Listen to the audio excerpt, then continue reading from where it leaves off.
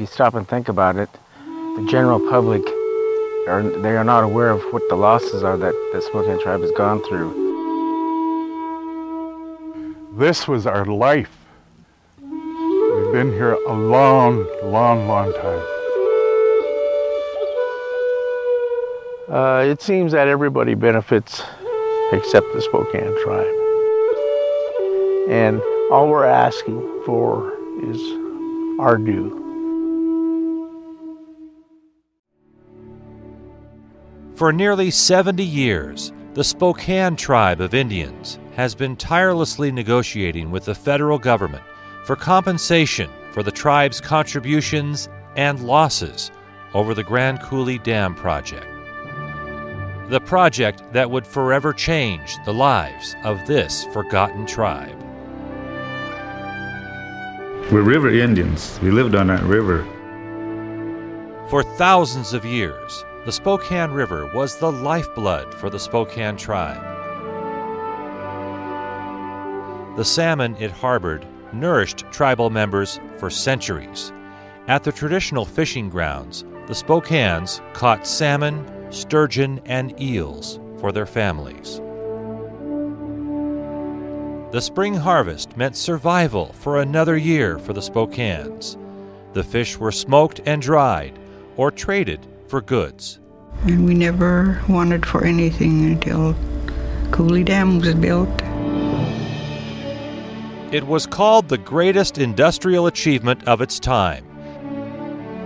And it's still the largest concrete structure ever built. The Grand Coulee project began in 1933. Thousands of workers were freed from America's Great Depression. When the dam was completed in 1942, Lake Roosevelt was created, raising the waters of the Columbia and Spokane rivers some 70 feet, which meant death for everything that was flooded upstream.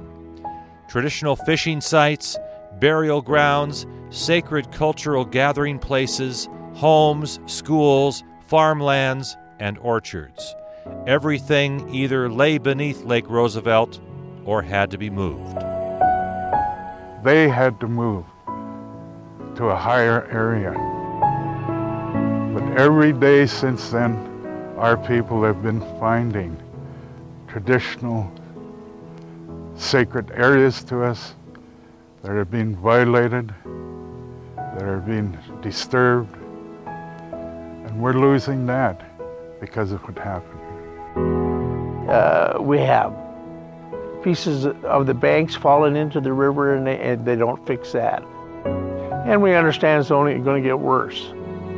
There were no options for the people of the Spokane Tribe, and certainly no options for the salmon. We used to fish here. Salmon will never be back. And whenever our people talk of it now, the older ones that are still left, which are very, very few, there's still a sadness in their words. And you can tell the sadness in their eyes of what they lost. A verbal commitment and another promise flowed to the tribe from Washington, D.C. in 1935. A Bureau of Reclamation letter, endorsed by Interior Secretary Harold Ickes, inquired about, quote, reasonable revenue to the Indians for the use of their lands within the power and reservoir site areas, end quote. Federal intent also promised a share of hydropower revenues and even money for loss of fishery and resources. But those intentions fell flat. In 1940, the Spokane Tribe was paid just $4,700 and told to stay out of the way.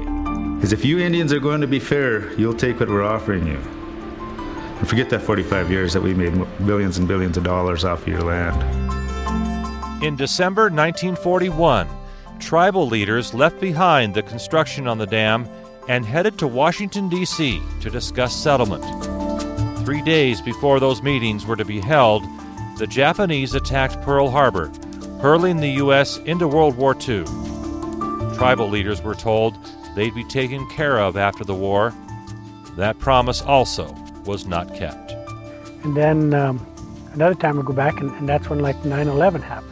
And it's even like with different natural disasters as Katrina, when Katrina happens.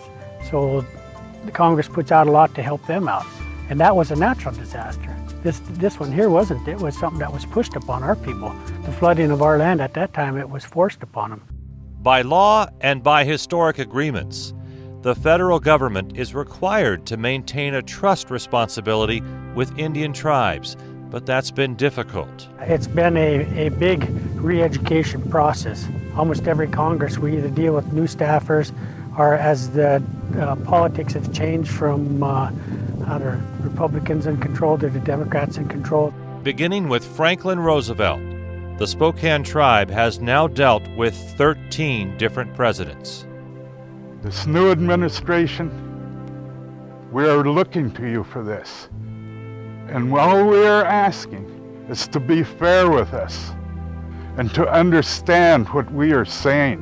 When you do this, when you, our elected officials, do this, then we know when it is said, and justice for all includes the Spokane Tribe of Indians. Justice like the Colville Tribe received in 1994. They were awarded $53 million for their losses and also annual payments between $14 and $21 million. So a lot of our people have a hard time understanding why one tribe just across the river would be able to get it and our tribe hasn't been able to receive it yet. You would think that it would fall in suit with how they were treated, because us being neighboring tribes like that, we both suffered the same things. We don't begrudge anybody else from receiving their due, but nobody seems to want to talk to the Spokane Tribe. Everyone else seems to have benefited from the Grand Coulee system, which encompasses 30 dams throughout the Northwest. Hydropower, flood control, irrigation, and water for homes are the immediate results. They use it for barging, use it for hauling wheat, they use it for flood control in Portland, and they use it for all these things. That's aside from the billions of dollars that have been made from the electricity production. They draw water down in here. Right now it's at about 1.5 feet that they're going to draw it down for this reservoir to help towns like Odessa because they're lacking water. And they'll benefit from that. For some reason, the United States doesn't think it's necessary that we're paid for our contribution to that. There's also the benefit of being a major tourist attraction. Grand Coulee has scored hundreds of millions of tourism dollars.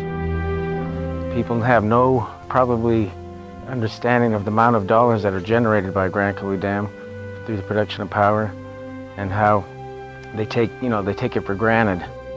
Granted, in the 40s, at the time this was put in, it did help. In the war effort, it did help the irrigators, it did help the recreationists. But did it help the Spokanes? Not in our eyes, it didn't help us. It didn't help us a bit. All I can say is they try and say it's a legal issue. We know it's not. We know it's just an equitable issue, and that's all we've been saying. If you took a look at the BPA budget, in reserve alone, they have over $1 billion in reserve. So it can't be the money thing, that's for sure. Without congressional action, it seems unlikely a settlement for the Spokane Tribe will ever happen. Unfortunately, politics play a role in it, and until we can get the right people in place to understand, I could say it could be a little longer for us, a longer battle, I guess. Next step is to push to get the legislation introduced and work with the different committees and people of trying to get it accomplished, getting it passed on both bodies. I think we have a opportunity, and I think we can. It's just getting in there and getting to the people and re-educating them. 70 years is a lifetime to wait and to hope. This was our sacred life, and this was a survival of a Native American people, the Spokane Tribe of Indians. And we have been willing to give, we're willing to compromise. But once we compromise, they ask us to give more. They keep asking us to give more. And so I just decided that I'm not going to give any more. But this is something we're not going to go away. We're not invisible, we're still here. We'll always be here, so just hope to work it out.